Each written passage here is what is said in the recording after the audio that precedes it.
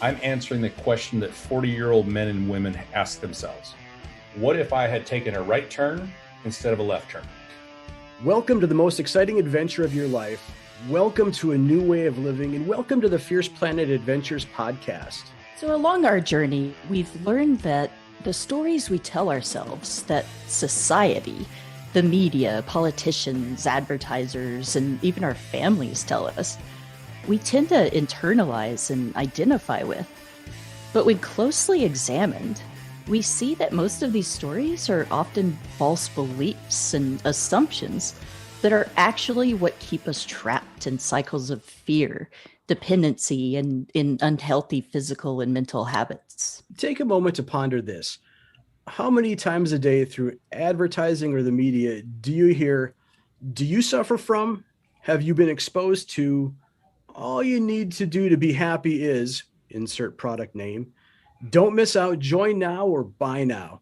The good news is that we don't have to stay trapped in the matrix. We can take back our lives, our minds, our health, and our happiness. Hi, I'm Casey. And I'm Andy. We're a married couple on a mission to inspire and guide 1 million people to live a life of purpose, passion, and self-mastery through the 5 mountains of cutting-edge development. Today we're talking with Dan Cerrillo of Spartan 7 Adventure. Dan served as a Navy SEAL with multiple combat tours in Iraq and Afghanistan.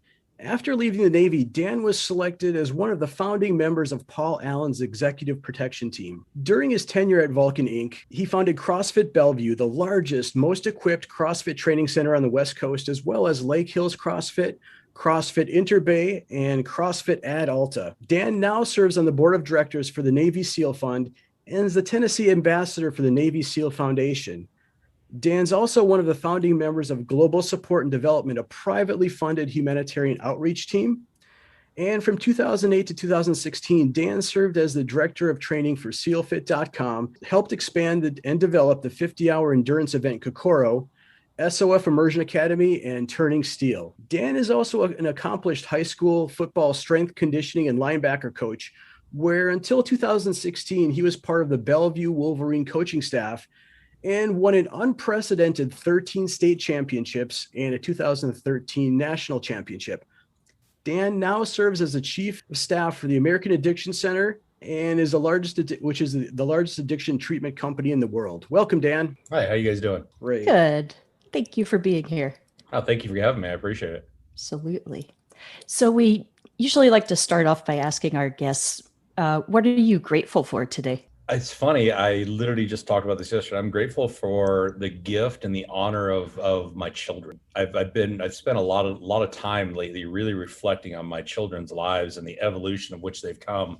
And I'm in this really amazing place to be able to look at each one of them and go, holy crap.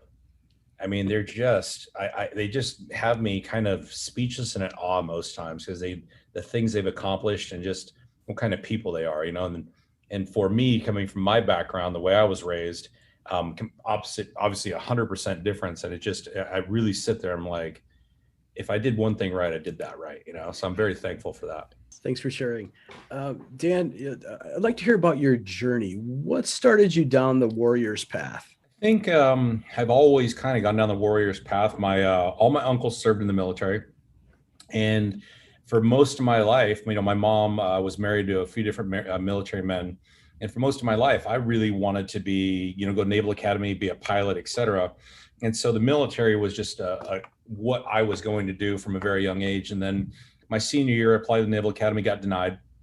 And I became very anti-military, became very rebellious, just kind of threw my hands up in the air and said, who cares about anything, And I did that for about a year and a half.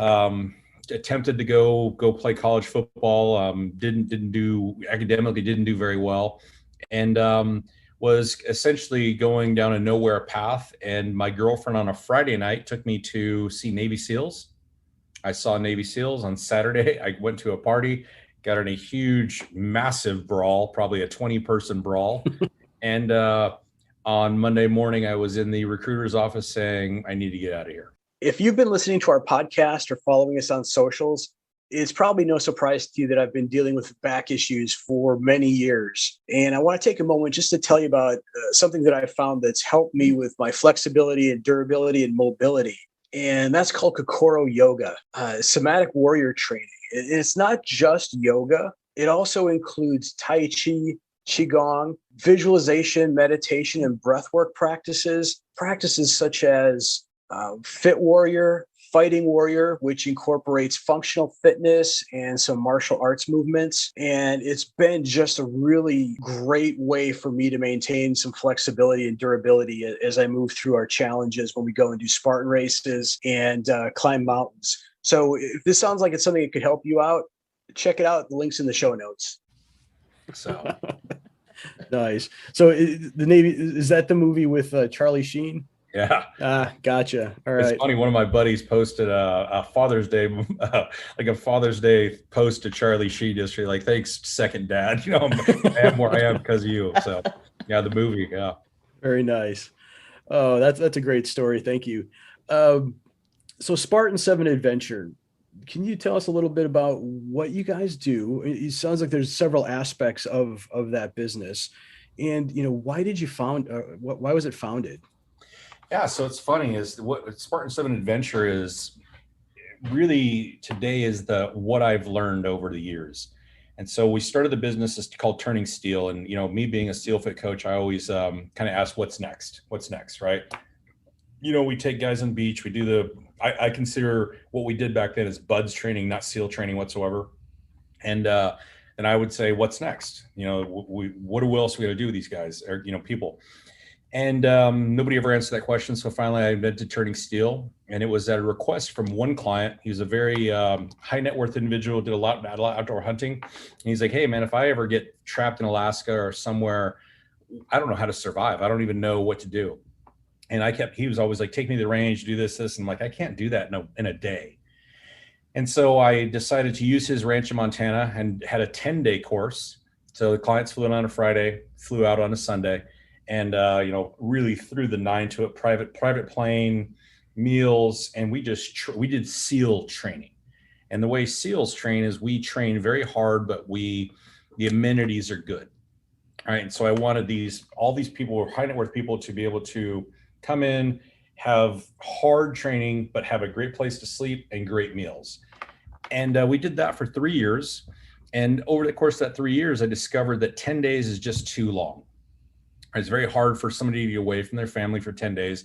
And we had partnered with Rock Creek Ranch, so the wives and children could go next door if they wanted to. And it just, we started out with 32 clients. The highest we ever got was 50 clients. And then the final year, I think we had 5 clients. There wasn't just enough advertising. It was a lot of work to get those things done. Mm-hmm. And so when I sold that business and then, got the urge to do Spartan 7, I really looked at Spartan 7 and I said, what did I do wrong?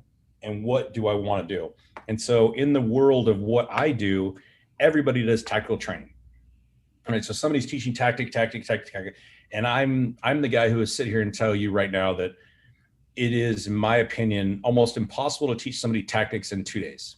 You will give them tactics, they will learn it, but did you actually teach them? Did they retain the knowledge? Because what I found is that everything I teach, when I bring the clients back, we do have to repeat everything we've done again. And I just, over the years, I've said, it took me so many years to learn what I'm doing. Instead of me trying to shove tactics down the throat and say, this is the way to do it, I turn into adventure. And so we do teach skills, but really the number one thing that I've always said about Spartan 7 is that I'm answering the question that 40-year-old men and women ask themselves. What if I had taken a right turn instead of a left turn?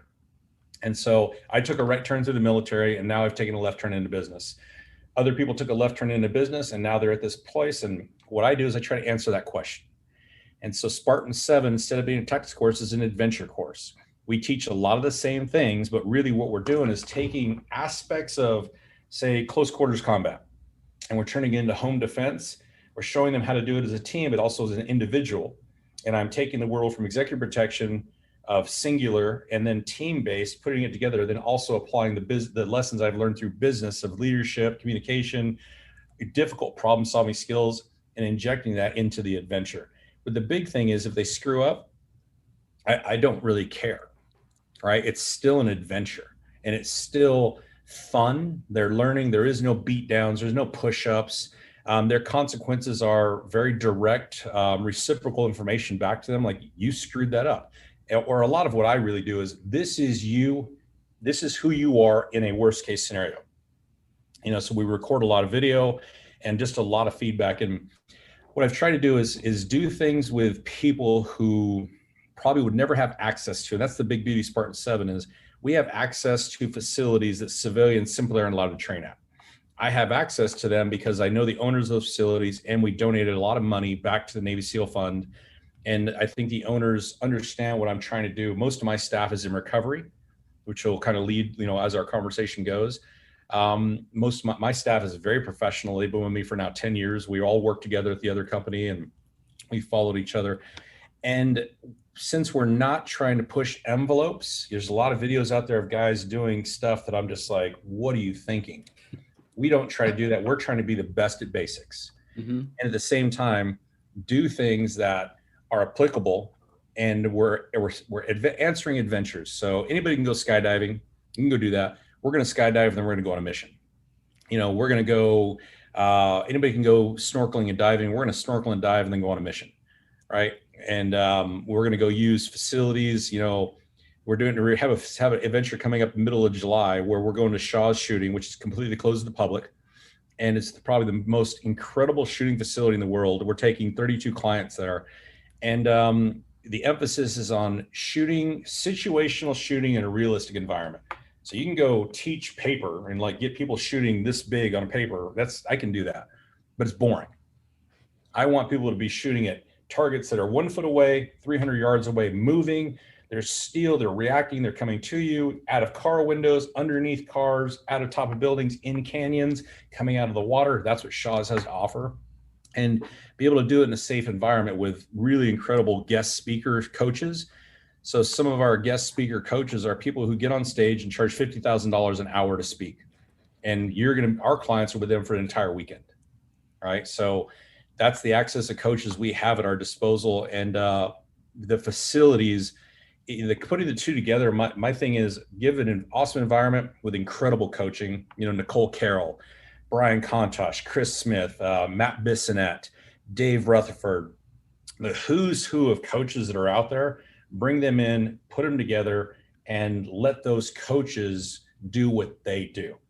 And those coaches are you guys are coaches, they're so well at finding a way to communicate with the individual in a group environment. The feedback we get is tremendous. Most of our clients are repeat clients. We don't do any marketing. There's no media, there's no advertising. It's all referral based. And we sell out every single event. And we have a lot of fun. And that's what Turning Steel used to be, a profitable entity. Spartan 7 is a profitable entity, but that's not how I make my living. And so I do very few events, where with the other business, I was trying to do an event a weekend. Now, last year we did 9 events. This year we're doing 6. And probably next year we'll do 4. Wow. Right. And they're super exclusive. And it's fun. And that's what I need it to be for me, is because I'm going there to teach. I love coaching. I also know I cannot coach on a daily basis. Mm-hmm. Right. I'm coaching football on a daily basis. And I'm right about now, I'm starting to get burned down on it because we're in spring ball. I know my limitations after 15 years of coaching of what I'm good at. And so I keep Spartan 7 what I'm good at. And right about that time where I'm like, okay, my fun meter's getting pegged, we're done for a while.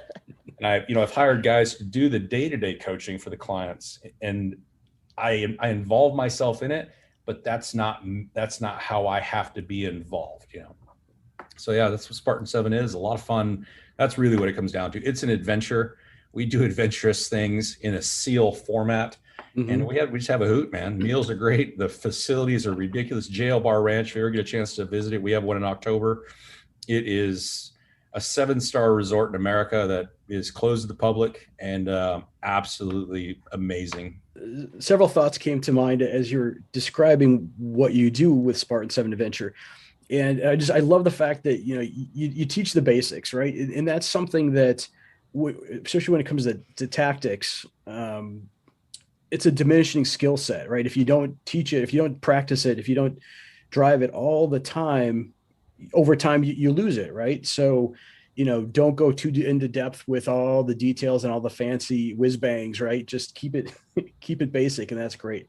The other thing that you said that I thought was really awesome is having fun with it, right? And that's one of our attributes here with Fierce Planet Adventures is, look, if we're not having fun with what we're doing, if it becomes a drag, it's just not worth doing. Life is too short. There's too much energy to be spent on positivity and fun things in life. You just find that place to be happy and have fun with what you're doing. So thank you for sharing that. Yeah, that's been the focus of my life for the last 3 years. Is really just how slow can I go? My slow is fast for some people, but it's slow for me. And being able to just enjoy the life that I live now in a very peaceful and tranquil environment. And so a lot of people who have my background a lot of them believe they understand business and how business works, but not a lot of them do. And so me being an executive for a company, the stress involved, I'm not sweating. I never sweat, right? But the stress involved with keeping a $500 million company going is massive. And so what you don't want to do is take people from that environment into an environment where they're stressed again. Now we'll cause them stress, but it's completely and totally opposite of this. I want them to come put their hair down in a safe, quiet place amongst people who are like-minded and of the same executive level, so they can correspond and cross train, whatever. But I want them to come and really put their hair down. And that's kind of I think that's what we've been able to create. Is it's a way for our executives to get away and have a working vacation where they're learning, but at the same time, the feedback we get from them is just, I know that we're on the right track, and also know when we veer off the wrong track. Friends, if what we're discussing today, the 5 domains of cutting edge human development, sounds interesting to you and you want to experience it for yourself, a great place to start is the Unbeatable Challenge. You can try it for free now. There's a link in the show notes, and it's a great way to really jumpstart your 5 domain training and become really clear on your goals for this year and how to crush them. We did this challenge earlier this year, and it was a great way to find clarity and redefine our mission, our purpose. And Casey and I also used it as an alignment piece in our marriage to make sure that we were on the same page. So the link is in the show notes. You can try it for free now. Don't wait. Don't hesitate. Take action. Sounds like a lot of what Spartan 7 focuses on. Sounds like a lot of mental type training. I think I saw on the website you refer to it as mental readiness. Is that kind of the same thing as mental toughness? So yes and no. And so, for me, the mental toughness comes in 2 aspects, because I think a lot of times people will refer to mental toughness as a guy like David Goggins. Like, go do really hard things and have a mean face. Okay, that yes, absolutely. But the guy who sits in the office next to me is one of the most mentally tough people I've ever met in my life. And he didn't go do that. Mental toughness to me is doing hard things often until they become normal. And it doesn't mean hard things as physical. A lot of people are like, I'm physical. Well, you take a lot of athletes who are in the gym and they never go outside the gym to test what their fitness is in a mentally tough environment, right? I can tell you numerous stories, and won't name names, of taking high-level CrossFit athletes, CrossFit Games athletes, taking them out of the gym into an environment where it's rainy, cold, sleety, and they completely and utterly self-destruct. Yet they go on podcasts and they talk about mental toughness. And so mental toughness isn't just physical. Mental toughness is going to a company that's going through bankruptcy and sleeping in your office for 3 straight days to solve a financial equation that everybody else has thrown their hands up about. All right. My boss, I have more respect for him than probably any SEAL I ever served with, because I got to work side by side with him through the most difficult situation I ever encountered. And we never sweat. We weren't lifting anything heavy. It was excruciating mental games of trying to solve a massive financial problem. And so we do preach a lot of mental toughness. We really apply it to what do you do in life and talk about what they face. But really, when we talk about focus, of how, when you're in a very tough situation, how to focus in during that. And so I talk about heightened sense of awareness. I talk about, because you have paranoia, obviously, but heightened sense of awareness. We also talk a lot about front sight focus, which is a shooting term, but I talk about front sight focus and then how to eat a pie. And if you eat a pie and you shove it in your face, it gets all over your face, all over your shirt. Eat a small piece of a pie, one bite at a time.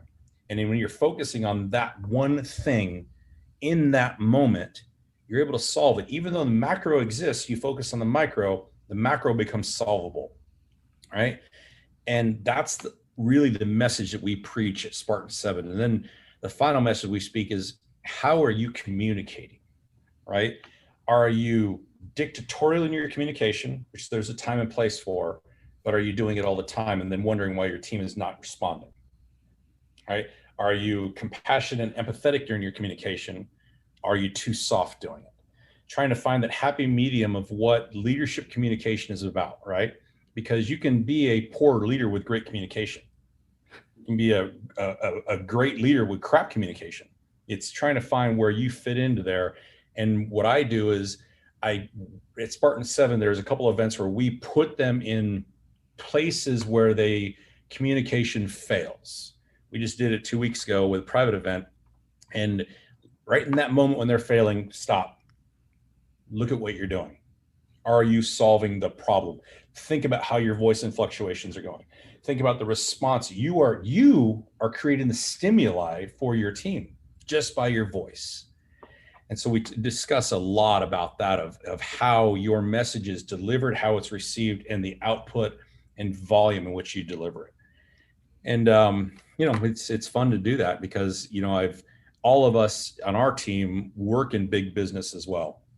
And then we're also former special operations guys, and then be able to deliver that message to executives saying there really is no difference between us and you. The difference is we've learned to communicate in an effective way to solve very difficult problems. Here's some tools to help you. Yeah, big difference. Mental front sight focus, right? And keeping it just dialed into what's exactly in front of you, what you need to focus on to keep moving your mission forward at that moment in time. I love it. Now that you've defined it for us, do you have any tips for somebody how to cultivate that mental readiness or mental toughness? Yeah, it's funny is that it's the opposite message of CrossFit, right? And so CrossFit, we always say never have a routine. Well, for me, that actually caused me chaos. So without control, you have chaos. And the control is an illusion, obviously, but if you completely disregard control, it's just chaos. So for me, the tip that I try to teach the people who want to listen is, what is your routine? Not your daily routine. What is your morning routine from the moment your eyes open till the time you are ready to go to work? My routine is absolute. It never, ever changes day to day. And the reason it doesn't change is when it does change, it throws a lot of chaos into my day, right?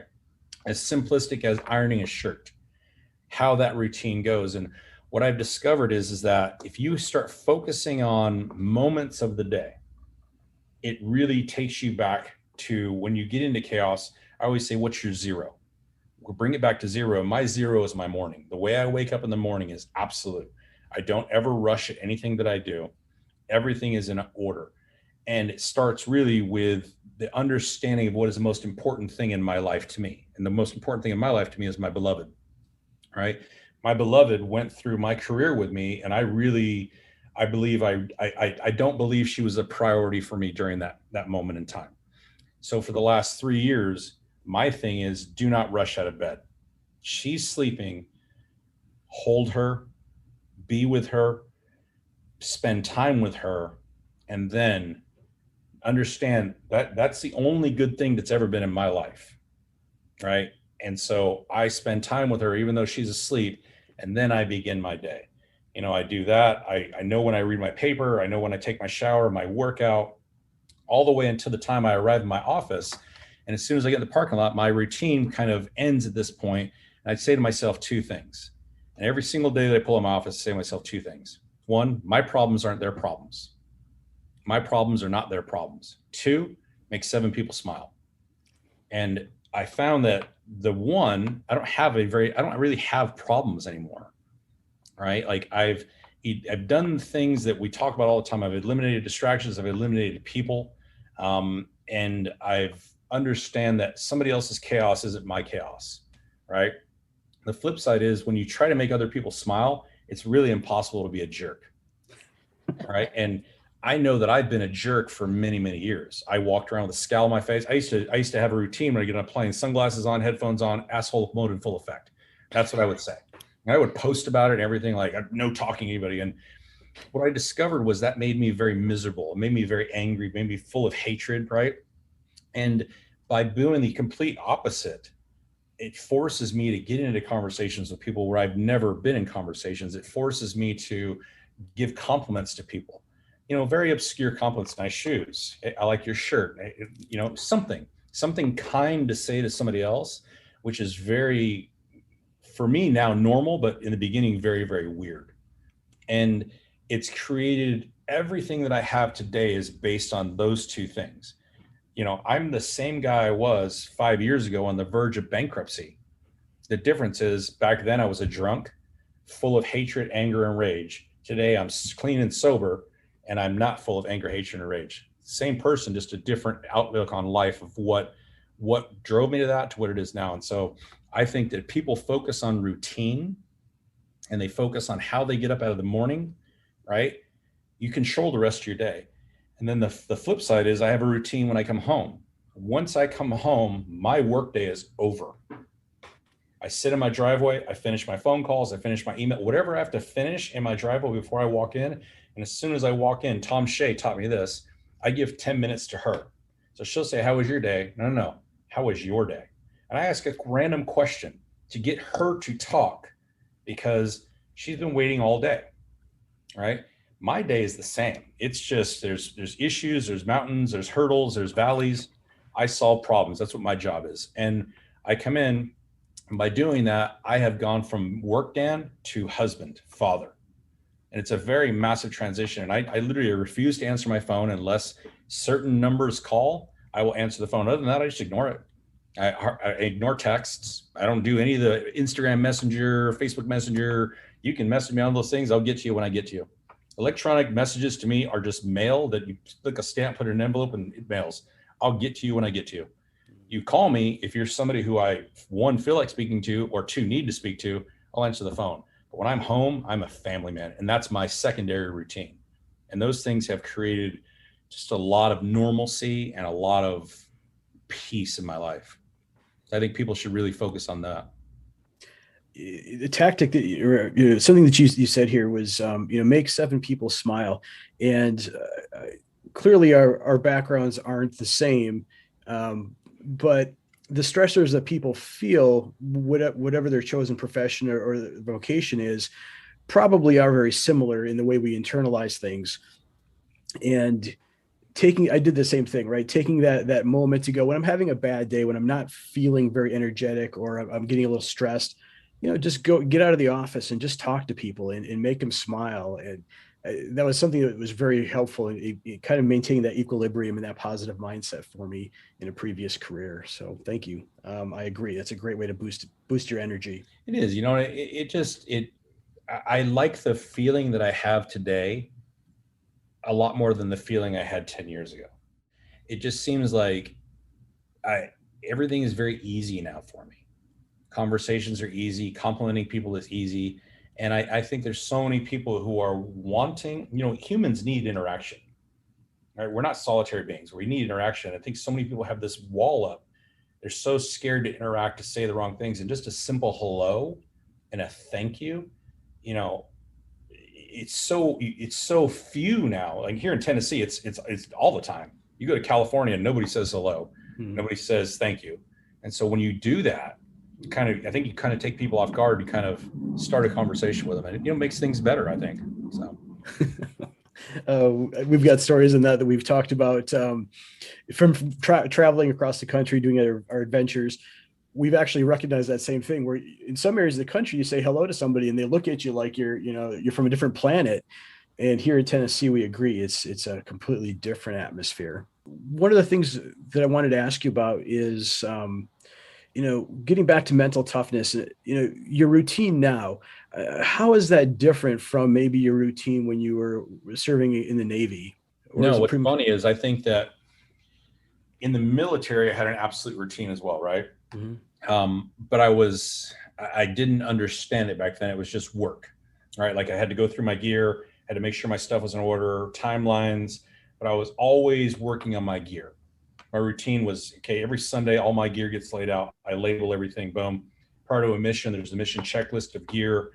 And so I had a routine that I didn't even realize was routine. And so when I think my life went into this dark chaos, and my chaos is pretty well documented. I was very hidden, for one. My wife got very sick, and my businesses were starting to decline. This happened all at once, and it caused me to just really lose equilibrium for about 3 years. And my reaction to my wife being sick was to drink. All right, now, as a SEAL, drinking is part of our culture. I just took drinking to a different level, right? It became the bottle under the bed type drinking, convincing myself I wasn't an alcoholic because I didn't drink on Mondays until you start drinking on Mondays. And so during that time, everything was chaos. And the way I knew that was my workbench and my closet. So because I'm a militaristic person, my closet looks like I'm still in the military. Well, during that darkness, my closet was just stuff on the floor, complete disarray. My workbench, you couldn't even see the workbench, disarray. And what I realized back then is when I was in the military, everything had order and discipline. And that was my routine, order and discipline. Now, by instilling that back into my life of order and discipline, I've created control again, as much as that exists in my world.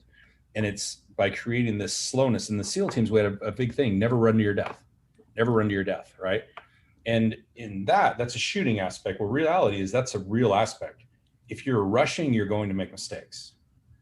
And so I'm constantly telling myself, slow down. And that's a big part of my routine, just on a daily thing of problem comes, analyze problem, don't speak, deliver message, right? And those are all the things everybody told me to do all through my life, but I never listened to. Now that I actually listen. And so what it's done for me is I believe I'm more, I don't think I was ever really mentally tough before. I think I was very physically tough and could withstand mentally a lot of pain. I believe I'm very, very mentally tough now and still have some physical toughness, but mentally, I can deal with some very, very significant challenges very easily today that used to cause me chaos and emotion before. So, I think that mental toughness can be built over a long period of time as long as you keep challenging yourself, keep pushing yourself to different levels of what your weaknesses are. My weakness was never physical. My weakness was emotional, and my weakness was knowledge. Like I could never 10 years ago imagine myself sitting in this chair, being an executive of a healthcare company. I know nothing about healthcare until I came here and literally had to write definitions down. So I think as long as you're continually challenging yourself, you are building your mental toughness. It can be physical, great, but what are you doing mentally to do something that you are completely like, I don't know? And I think a lot of people struggle with saying, I don't know. Yeah. I think in the corporate environment, so many times, you're getting paid to do a job. You're getting paid to be that person of knowledge, to be the subject matter expert. So yeah, I agree. And also that, this is great information for folks, great insight is, slow it down. I think when we stepped away from the corporate world, we didn't realize how fast we were running on that treadmill. And it was almost a shock of, okay, what do I do now? I got to keep going. And when we found that balance, when we were able to slow it down and start paying attention to what we're doing and giving each challenge, problem, or insight, some attention and just sitting with it, things became much easier, much clearer, and the energy we could bring to it was much purer. I 100% agree to that. It's, yeah, I don't really have much more to comment on that. That's 1,000% agree. I agree. So This episode of Fierce Planet Adventures podcast is brought to you by 5 Mountain Coaching, licensed Unbeatable Mind Coaching, integrated accelerated vertical growth across 5 domains of cutting-edge development designed by retired Navy SEAL Commander Mark Devine. Learn the Big 4 skills of mental toughness and resiliency. Discover the 6 pillars of performance. Test your mettle with custom-created crucibles across all 5 domains. Visit 5mountaincoaching.com to schedule your free 1-hour Unbeatable Mind Coaching session. That's the number 5, mountaincoaching.com. Begin your journey to becoming unbeatable today. So we watched one of the videos from the website, and we're kind of interested in the sheep or lion comment. Could you tell us what exactly it means to be a sheep or a lion? Yeah, it's funny, right? I've always hated the term sheepdog. And guys like, oh, you're a sheepdog. I'm like, actually, I'm not. I'm not a sheepdog because I don't protect sheep, right? Like, I don't want to hang out with sheep. Sheepdogs are white and they look like sheep, intermix, and they sleep with sheep. I don't want to sleep with them. I don't want to be around them. Sheep are weak, stupid animals. Okay. So I'll be clear on this, right? Because I know people are like, ugh, I'm not a cop. I didn't go arrest people. That's not what I did. I chased and hunted bad men. Okay. So what I term this is, I'm a lion. I hunted the wolf. I hunted the wolf where the wolf slept. I went to where the wolf felt comfortable and I hunted him. By virtue of me hunting the wolf, the sheep were safe. Now, a period of time in my life, had that sheepdog crossed my path, I probably would have attacked him too. But because he wasn't physically trying to attack me, and because I wasn't hungry to eat those sheep, we kind of lived in parallel. He stayed away from me. I stayed away from him. I didn't attack those sheep because they were no challenge to me. They offered no challenge.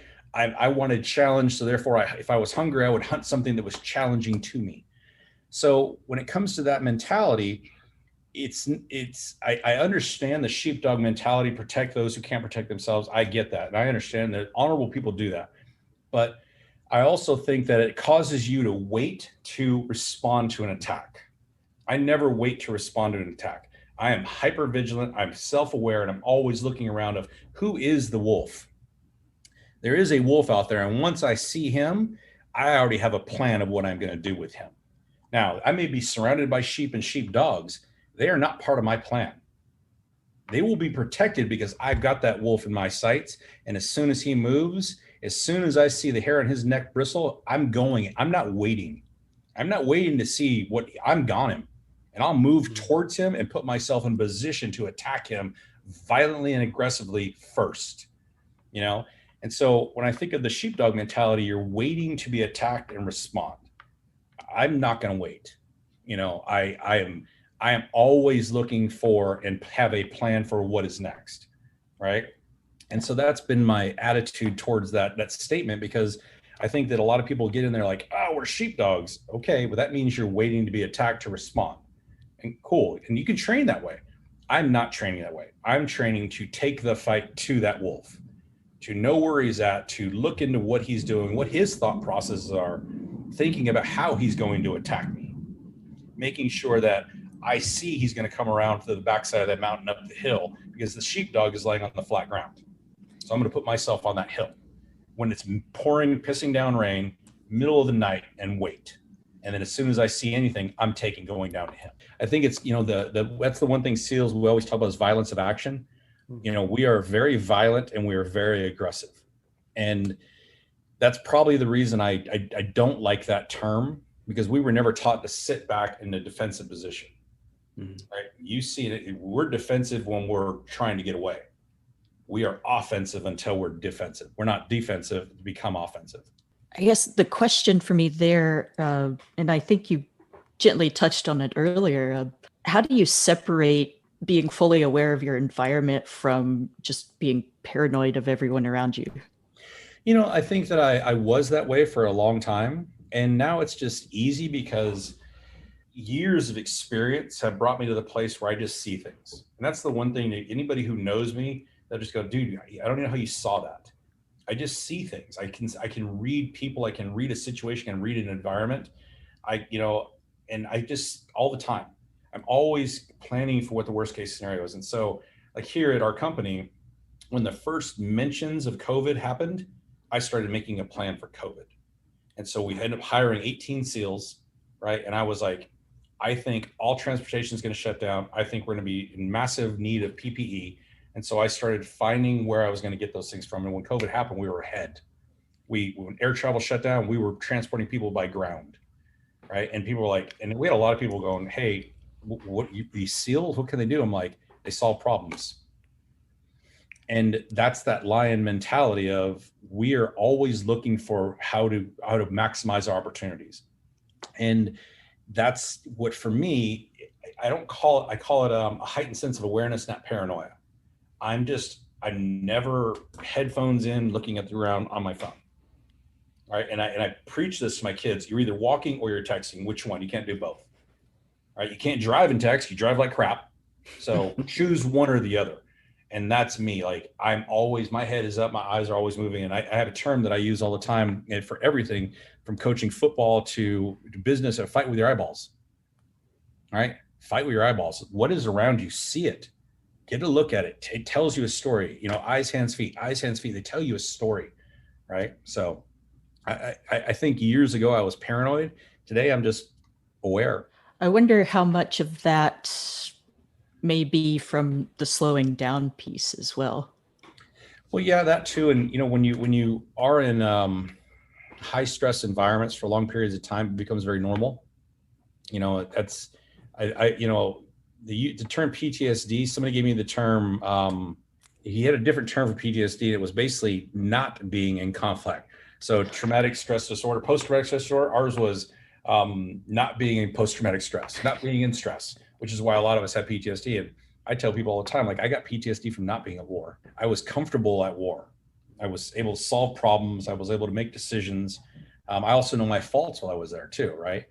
But at the same time, when the more you're acclimated to it, which is still mental toughness, the more you do tough things become normal. I've seen the worst case scenarios, and therefore walking around on a day-to-day basis I'm able to pick out something quickly, even though it doesn't exist all the time.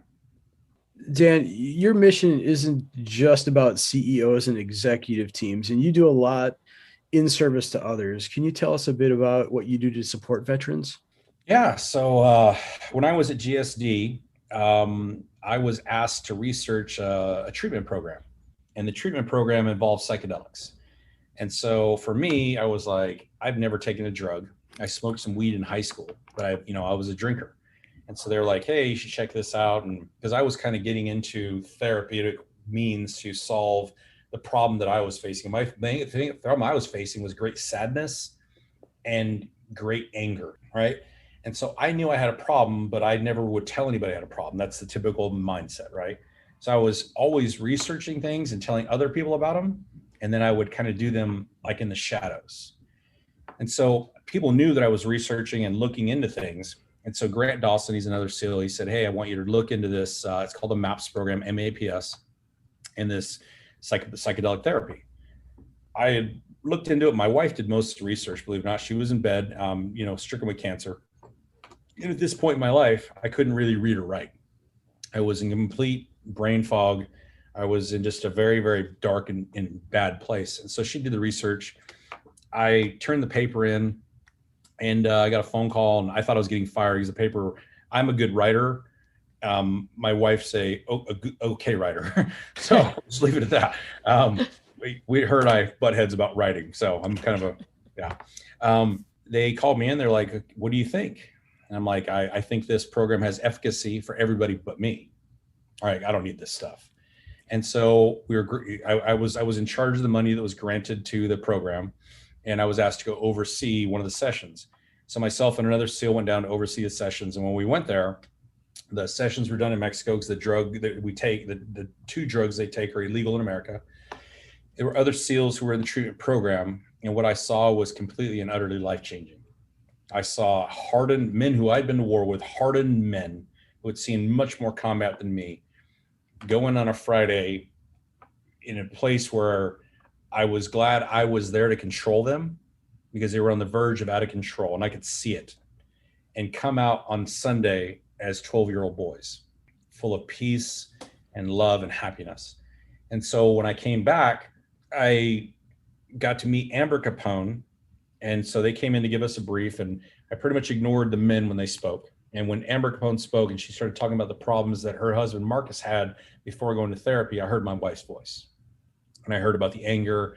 I heard about not being gentle. I heard about many things that bothered me as a husband, as a father.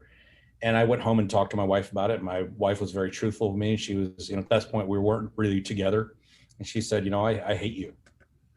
If it wasn't for the kids, I would leave you. And here's a person who prided themselves in saying he was a great father, a great husband, et cetera. And I was not that at that point. So I came back and I called the doctor and I said, I need help. First time in my life, I wanted to quit. And first time in my life, I just didn't give a fuck. I just didn't care. I went down there and I did the therapy. I realized that my trauma had nothing to do with the war. My trauma was all childhood, which I didn't believe in. I never believed in suppression, never believed in mommy daddy issues. All my trauma was childhood trauma. And I faced it. I understood that it happened. I understood that everything along with it, and I forgave. I went through a very curtailed sequence of why me. It is what it is. Thank you. I am who I am because of it, and I forgive you. That you were just a little girl when you started having us, and you did the best you could, and every man you ever with beat the shit out of you and beat us. And so I went through that whole process, and it answered questions for me that I didn't even know I had. Why I hated men, why I preyed on men. All men were just prey to me. Why I was in love with older women, why I was so close to my SEAL brothers. All these questions were answered for me, right?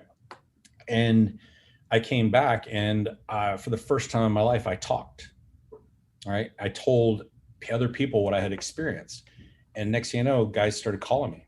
They were like, "Hey, man, I'm in a bad place." And I did something that I still can't believe to this day I did. I went on Facebook and I talked about it. And I just talked about it because I just felt good about talking. And I probably got 20 replies, PMs of guys saying, "How can I do it?" And at this point, a lot of guys are killing themselves. The SEAL teams were definitely degrading. A lot of guys dying from alcohol abuse.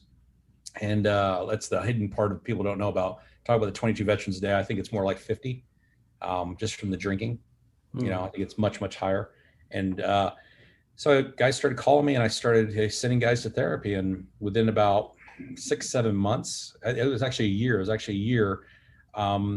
I, by chance, had called Michael Cartwright, who was the owner of American Addiction Centers at the time, and kind of told him what I was doing. And, I knew he owned, had all these beds. And I'm like, "How do I get my friends in your beds?" And he's like, "Well, we're not a nonprofit. We're a for-profit. We charge money. We don't really do VA." And I just, for some reason, it made sense for me to try to get my friends into these beds for help. And I came here as a consultant and, helped him solve problems. And next thing you know, he hired me. And it's led me to where I'm at today, which is helping veterans get therapy at zero cost. So using all VA funding or charitable funding to get veterans therapy. And we treated thousands of veterans now. And I've always wondered, I always believed my mission was to be a SEAL. And now I understand that was part of my mission. My mission today is to go on podcasts like this and talk about my issues so that some veteran may be listening and go, "That's me. I'm going to call that guy." And when they call, we built teams in this company who are other veterans who are ready to receive that call. We started with one hospital. Now we have 7 hospitals who are ready to receive that veteran on the worst day of their life, because it's embarrassing to say you have a problem. It's embarrassing to go to therapy, but for that veteran to show up and say, "This isn't embarrassing. This is a normal sequence of events of being under stress for so many years, seeing so many traumatic things," and also to understand that maybe there's something even deeper. Mm-hmm. That's what I do for a living now. And it's difficult. It is emotional at times, but I feel for the first time in my life, in Buds, it says, "Be someone special." The first time in my life, I feel special. I feel like I'm doing something good. So that's what I do, Wow. Thank you for sharing that. That's very powerful for sure. One thing that came up for me when you're telling your story is that I think as a society, I don't know if it's worldwide, but certainly in America, growing up in the 70s and the 80s, well, probably even for decades or hundreds of years before that, we're told to stuff it down, right? Just don't share it. It's a sign of weakness. And what I hear you saying is, you know what, this is normal, and it's better to find a way to move through it with some help and support, and share your story perhaps with in an environment that's safe.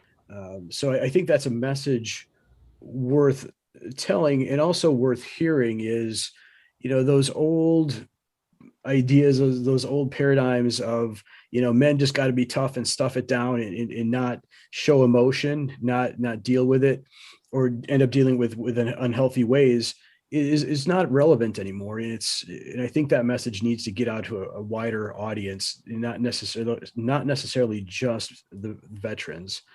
Yeah, that's I use the term, the load of the backpack, right?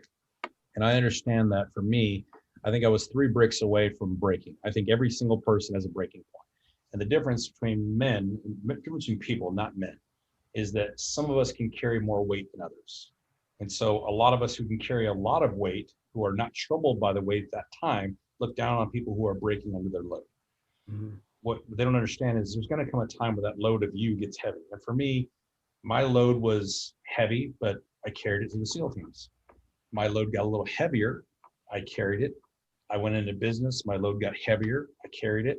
But then what I discovered was before my wife, and I keep going deeper and deeper for myself, and before my wife got sick, we really weren't married. We were business partners. We were just 2 people who ran a business who every now and then had some intimacy. But all we ever talked about was business. So prior to her getting sick, I think our marriage was already on a decline anyway. And it wasn't because of any kind of bad things. We had kids. We're very busy with the kids. We're very busy with business, etc. And those are bricks in the backpack, right? Of a personal thing, is you're like, hold on, I'm the breadwinner. I want more. I want to be with my wife and kids, blah, blah, blah. And then when business started going down, she got sick. It was just more and more bricks. And I would go through these periods of time where I was able to put the cover on the backpack and put no more bricks in, maybe even unload a couple, because I got really into fitness. And so my job in Silicon Valley, I was 2 hours a day. I could go to the gym, private gym, our gym, 1 mile away from my office, spend as much time as I wanted there, go back to work, leave work, go back to the gym, because when I was at work, and then I'd go home on the weekends. And so I was able to keep those bricks out of the backpack for a good time, even though the situation was bad. But what I learned is that PTSD is bricks in a backpack. And the therapy that I went through, which is not for everybody, I want to make sure that's very clear, is it's a very dangerous therapy, right? It can kill you. And it should only be used as a last resort for people who are resistant to traditional therapy. What I went through was 20 years of therapy in a weekend by myself, no counselor. After the therapy is over, I started talking to counselors. And I understood then what counselors are and what they do. And I understood that talking does get rid of bricks in your backpack. Now, when you talk to untrained people, you're going to get reactions that are untrained reactions. Suck it up, buttercup. Deal with it. Suck it up. All these other things. That's not what trained people do. Trained people will guide you and give you tools of how to deal with the emotions that are coming out, right? And it's just up to you whether you listen or not. I went through that process, and now I listen and I understand. I also understand the message that is laid out in front of me and how to follow that message. I think that, from a spiritual aspect, I'm not a very religious guy, I'm very spiritual, that our Heavenly Father was giving me messages all along the way. And the final message was, you're not listening. You're not listening. I'm going to give your wife cancer. How you like that? And I listened. Took a long time, but now that I'm like, hold on, I get it. One good thing in my life, I almost destroyed it. Now it is my religion. She is my queen, and I do my best to treat her that way. My whole life has changed. And so talking, getting it out to people who are willing and want to listen, I think is incredibly therapeutic. I now have, I think, 1 or 2 bricks in my backpack where before I had hundreds. And those two bricks, I'm very aware of them, I'm very cognizant of them. And when they start coming up, I go, hold on, time out. Let's address this in the room, right? So I love what I do, and I love what I'm part of, because it was something I had no understanding of. I think I had a fear of.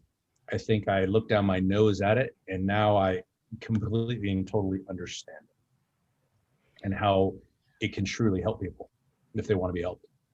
That's the key, right? Is they have to be at the point where they want the help. So if I'm understanding you correctly, two components here is there's the mechanism, which is the psychedelic. And we're not talking about going home on the weekend, from work and dropping some acid here. We're talking about a clinical setting, with professionals surrounding you in a safe environment. But there's also the talking aspect, or the talk therapy aspect of it, to help unload the backpack, get rid of some of the bricks. That's great.